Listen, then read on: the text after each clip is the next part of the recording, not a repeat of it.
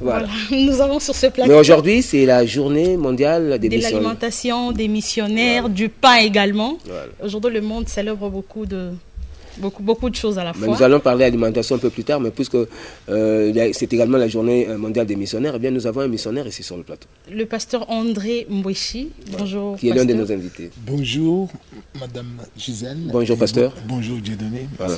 Alors, soyez le bienvenu sur ce plateau de Notre Congo. Nous allons parler un peu des missionnaires. À l'époque, disons, sous la colonisation, les missionnaires, c'était des pères catholiques, c'était des protestants.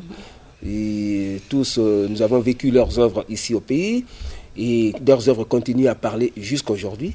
Et aujourd'hui, qui peut-on appeler missionnaire? Bien.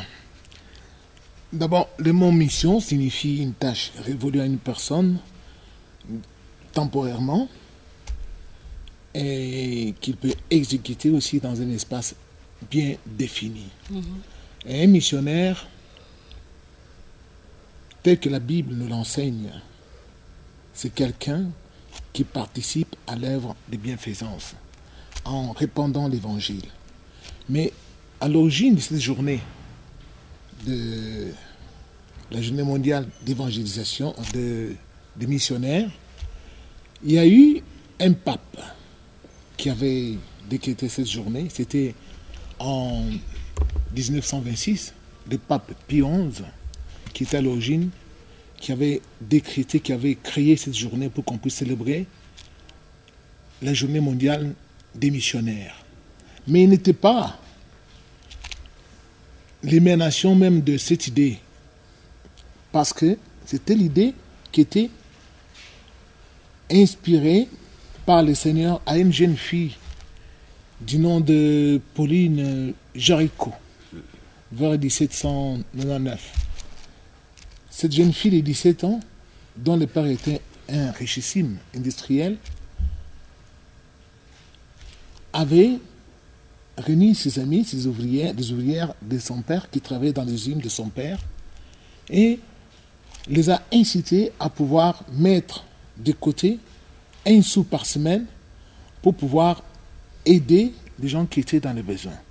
Et à partir de ces 10 personnes par semaine, elle en a ajouté encore des autres. Et puis, le mouvement s'est étendu partout en Europe et ça a rapporté beaucoup de fonds. Et le slogan était de la part de tous, selon les possibilités, et à tous selon les nécessités.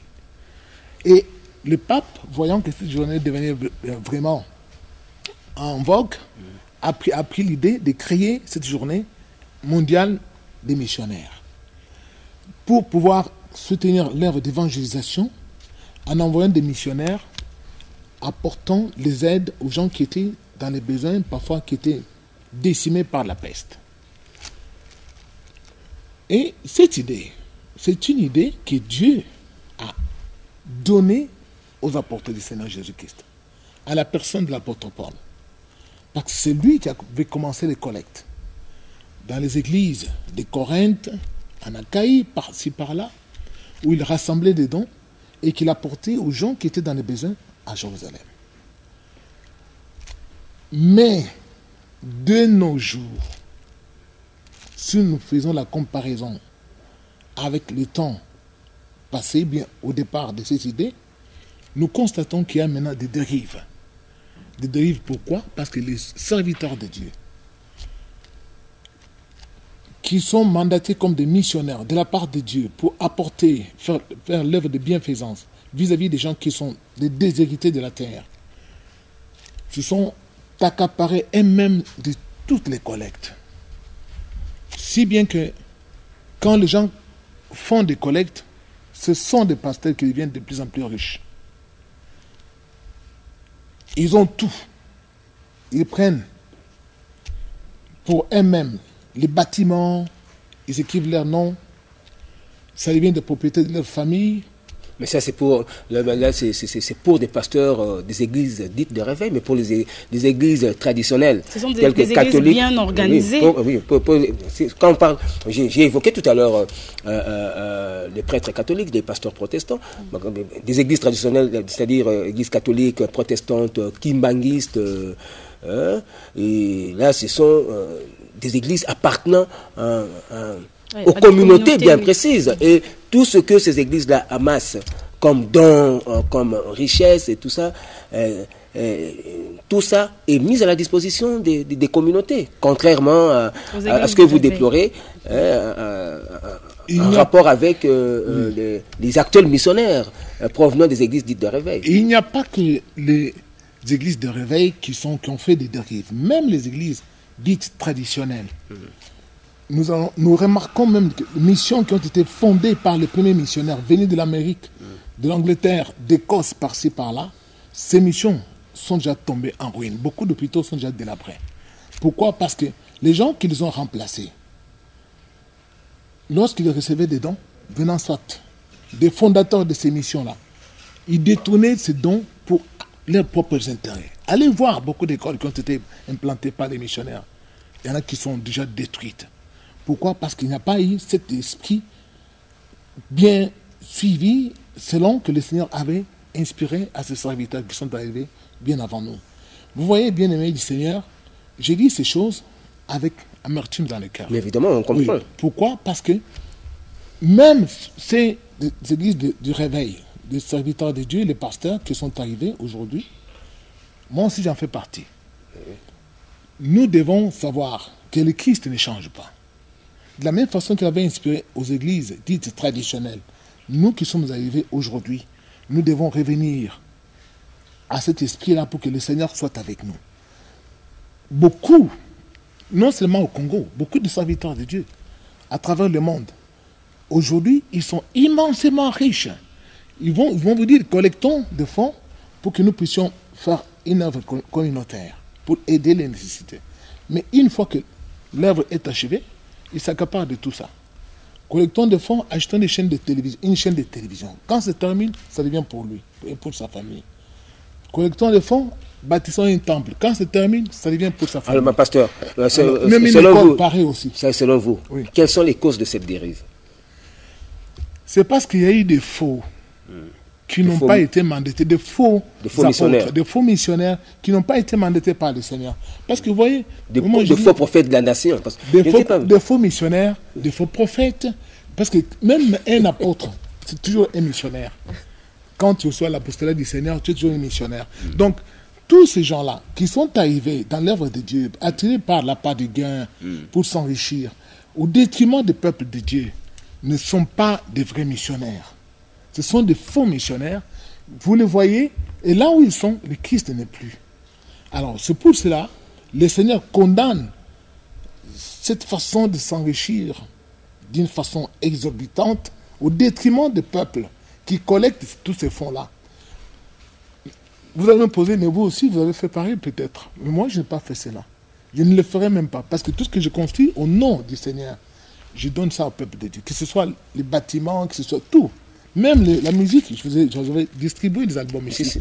Oui, tout ce que Dieu me donne, oui. On donne ça aux gens gratuitement. Les fonds que nous recevons, ça doit contribuer à faire connaître le Seigneur partout, selon les besoins des gens et qui sont d'ailleurs privés de beaucoup de choses. Et si cet esprit devait habiter beaucoup de serviteurs actuellement sur la terre, le Seigneur va se manifester avec puissance dans nos églises. Mais lorsque nous prenons nos besoins en nous, nous les mettons en exergue et nous privilégions nos intérêts, nous enrichissons nos familles à nous, nos enfants, tout cela. À partir de ce qui est destiné à la communauté, à l'église. C'est déjà un détournement, c'est un pillage. On a spolié le peuple de Dieu. Alors, il faut rétrocéder cela si vous voulez être un vrai missionnaire. Comme ont été, par exemple, David Livingstone. Vous connaissez, il est mort là-bas à Banjul. Il a évangélisé l'Afrique australe. Il est parti mourir en Zambie là-bas. Il n'a rien laissé à sa famille. Tout ce qu'il a bâti, ce n'est pas pour sa famille. tous ces missionnaires qui sont venus de l'Amérique pour bâtir les écoles que nous voyons aujourd'hui, même les hôpitaux, ne sont pas des écoles de Oui, mais pasteur, je crois que tous ces anciens missionnaires-là, européens, américains, étaient issus des familles riches. Ça, vous devez le savoir. Ils n'étaient pas issus des familles pauvres. Ils étaient bien ici, des familles riches, mais ils ne venaient pas au nom de leur famille, ils venaient envoyés par des missions. Juste, c'est ce que je dis, c'était des gens qui croyaient en Dieu, qui craignaient Dieu et qui voulaient vraiment aider le monde, qui voulaient aider les nécessiteux, les démunis et tout ça. Effectivement, ils étaient alors qu'aujourd'hui, ce n'est plus le cas. Ils étaient riches, mais ils partageaient les richesses avec les pauvres. C'est pourquoi ils sont venus mourir. Certains sont venus mourir en Afrique. Voilà. Nous avons même des cimetières ici. Voilà, mais parce que l'œuvre missionnaire, c'est l'œuvre de sacrifice. Voilà. L'amour de Dieu, bien-aimé du Seigneur, vous qui me suivez actuellement, c'est l'esprit de sacrifice.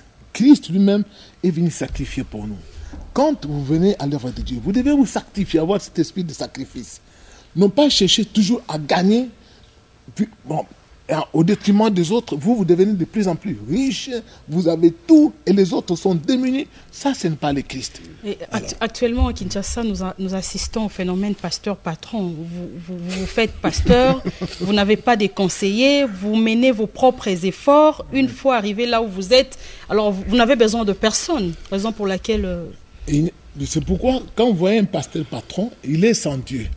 Il y en a beaucoup qui sont allés chercher des magies pour faire des miracles mensongers parce que le Christ s'est éloigné de ces gens-là. Dans le Seigneur, celui qui est le patron, c'est le Christ. Quand vous êtes humble, vous savez comment aimer les autres. Parce que l'amour de Dieu, c'est l'esprit de sacrifice. Vous vous sacrifiez pour faire du bien aux autres. En apportant l'évangile, même dans des endroits les plus reculés, en faisant du bien à ces gens-là, le Seigneur sera avec vous partout. Mais lorsque vous ne faites pas cela, vous privilégiez votre intérêt personnel, sachez que le Seigneur va se retirer de vous. Et c'est pourquoi beaucoup ont des gros mouchoirs blancs comme ça qu'ils mettent à côté des micros pour faire des miracles, faire tomber les gens, croyant qu'en faisant tomber les gens... Et ce ne sont que les femmes qui tombent. Oui, pour la plupart des cas, oui. Ah oui, c'est souvent, oui, toujours les mêmes personnes qui tombent, ou soit ce sont les femmes qui tombent, souvent en criant à tue-tête. C'est pour masquer la vraie vérité, ce que je dénonce ici, c'est que le Seigneur m'a dit de dénoncer. Et moi, ma tête est mise à bille parce que je dis ces choses devant les médias et je dis, ne faites pas cela parce que le Christ ne sera pas avec vous. Si nous voulons bâtir notre pays et participer au développement de ce pays, l'Église doit jouer un grand rôle. Et non pas s'enrichir soi-même au détriment de toute la multitude de populations qui se trouvent dénuées. Tout ça, toi tu dis que Dieu m'a béni. Non. Ça, ce n'est pas une bénédiction. Il faut que les autres aussi soient bénis comme vous. Et, pasteur, une autre question. Est-ce qu'aujourd'hui, y a-t-il des formations qu'on peut suivre pour devenir missionnaire? Comment on peut devenir missionnaire? Missionnaire, d'abord, c'est le Seigneur qui vous mandate. Parce que quand Dieu vous accorde l'apostolat, c'est lui-même qui vous mandate. Il vous définit ce que vous devez faire. Mais quand on devient... Vous n'avez pas besoin d'être formé alors? Formé, tout serviteur de Dieu, au départ, quand Dieu vous appelle, vous devez avoir une formation scolaire, fréquenter des établissements qui sont capables de vous conduire, de vous faciliter votre mission. Il y en a qui n'ont aucune formation. Parce qu'on remarque, même dans la Bible, nous voyons que ceux qui étaient avec Jésus-Christ, les Pierre, tous ceux qui l'ont suivi, qui étaient sans instruction, ils n'ont pas fait l'apostolat à longue échelle. Mais tandis que Paul, qui avait très bien étudié, qui était très bien formé, vous savez ce qu'il a fait? Il est allé partout parce qu'il maîtrisait bien les Grecs, il parlait aussi le latin, il maîtrisait aussi l'hébreu et tout ça. Et puis il a fait vraiment quelque chose de très grand. Donc vous devez savoir que la formation intellectuelle, quand vous n'avez pas fait de théologie, vous n'avez rien appris, vous levez un matin, vous dites maintenant, je suis devenu un missionnaire, un pasteur, un missionnaire. Vous allez marcher peut-être à petits pas, mais vous allez commettre beaucoup de gaffes. Et une autre question, pasteur. Vous avez dit tout à l'heure qu'un pasteur, c'est un missionnaire, un apôtre est un missionnaire, un évangéliste est un missionnaire. Alors, est-ce qu'un missionnaire peut travailler? Vous êtes pasteur d'une grande église et en même temps, vous travaillez quelque part. C'est possible? Ou c'est un péché? Mais quand vous travaillez pourquoi? Pour apporter des services aux nécessités. Regardez-moi par exemple, j'ai tout un champ. Chaque année, je fais des chants dans les bandes. Je vous avais déjà parlé. Pourquoi je fais cela? Pour soutenir l'œuvre de Dieu. Je plante du maïs et je viens et des produits que je vends, ça me permet d'entrer au studio, faire la musique, soutenir l'œuvre de Dieu, aider aussi beaucoup de gens.